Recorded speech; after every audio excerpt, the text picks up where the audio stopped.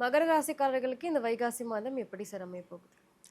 மகரத்துக்கு இந்த அஷ்டமத்துக்குரிய சூரியன் இவர் பஞ்சமஸ்தானத்தில் உட்கார போகிறார். குழந்தைகள் விஷயத்தில் சில செலவுகள்லாம் உண்டு. சுப செலவுகளாக மாற்றுவார் குரு வந்த உடனே. அப்போ திருமண தடைகள் நீங்கும். நிறைய குழந்தைகளுக்கு கல்யாணத்துக்கான வாய்ப்புகள் ஏற்படக்கூடிய ஒரு நல்ல ஒரு சூழ்நிலை இந்த குரு பயிற்சி கொடுக்க போகிறது. அது 1ஆம் தேதிக்கு அப்புறம் இவங்களுக்கு மகர ராசிக்கு ஸ்பெஷலி நல்லாயிருக்கும். ஏன்னா சமசப்தம ஸ்தானத்தில் மாற போகிறார். அதனால் அது நல்லாயிருக்கும். அது மட்டும் இல்லை, குருவின் பார்வையே இந்த மீனராசி மேலே தான் விழுப்போது. இவருடைய 3ஆம் இடம். பயணங்கள் மூலியமாக லாபம். ஏற்கனவே சனி பகவான் அங்கே உட்காந்துருக்கிறார், அந்த ராசிநாதனே. அப்போ பணம் வரும், திருப்தியான பண வரவு, உழைச்சதுக்கான ஊதியம்.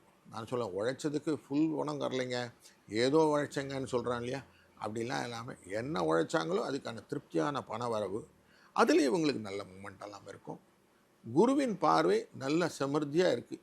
அதனால் எந்த காரியம் செஞ்சாலும் திருப்தியாக இருக்கலாம். இது நாள் வரைக்கும் இவங்களுக்கு ஐடென்டிட்டியே ஆகலை, நான் யாருன்னு எக்ஸ்ப்ளோர் ஆகலைன்னு சொல்லிகிட்டு இருக்காங்களா, அவங்களுக்கெல்லாம் இப்போ தான் கரெக்டாக, முக்கியமாக இந்த கலைத்துறையில் இருக்காங்க இல்லையா, அவங்களுக்கெல்லாம் இப்போ நல்ல மூமெண்டம் கொடுக்கும். இவங்க யாருன்னு உலகத்துக்கு தெரிய ஆரம்பிக்கும், பணம் வரும். அதனால் அது மட்டும் இல்லை, வேலைகளில் நல்ல முன்னேற்றங்கள் கிடைக்கும், புதிய வேலை வாய்ப்புகள் கிடைக்கும். செய்கிற தொழில் கொஞ்சம் வித்தியாசமான செயலாக செய்வாங்க. ஸ்மார்ட் ஒர்க் அப்படின்னு சொல்லக்கூடிய விஷயங்கள்லாம் அமையும். ரொம்ப ஹார்ட் ஒர்க்லாம் இல்லாமல் ஸ்மார்ட்டாக இவங்க பண்ணக்கூடிய காரியங்கள்லாம் நிறைய வரும். அதுலேயும் குறிப்பாக லாபம் வந்தால் தான் பண்ணுவேன் அப்படின்னு அந்த லாப கால்குலேஷன் கரெக்டாக இருக்கும்.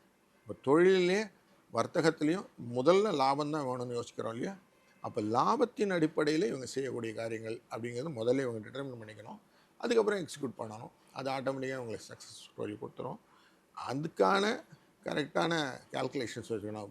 புதனும் சுக்கிரனும் பரிவர்த்தனை யோகத்தில் இருக்கக்கூடிய காலகட்டங்களிலே இந்த நிகழ்வுகள்லாம் நடக்க போகிறதுனால யார் ஒருத்தர் கரெக்டாக இந்த பேலன்ஸ் ஷீட் போடுறாங்களோ, பட்ஜெட்டிங் போடுறாங்களோ, அந்த மகர ராசிக்காரர்களுக்கு டெஃபினட்டாக இந்த பீரியட் நல்ல ஒரு பொற்காலம் அப்படின்னே வச்சுக்கலாம், நல்லதாக அமையும்.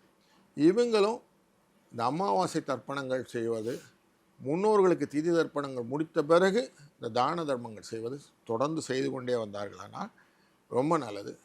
தொடர்ந்து இவங்க இந்த பிரதோஷ வழிபாடு முடிக்கணும், சிவனை வழிபடணும். சிவனை எவ்வளோ தூரம் வழிபடுறாங்களோ அவளுக்கு இங்கே திருப்தியான வாழ்க்கை உண்டு. அதனால் இந்த வைகாசி மாதம் இவங்களை எக்ஸ்ப்ளோர் பண்ணக்கூடிய மாதம்னே வச்சுக்கலாம். நல்ல மூமெண்டம் இருக்கும்.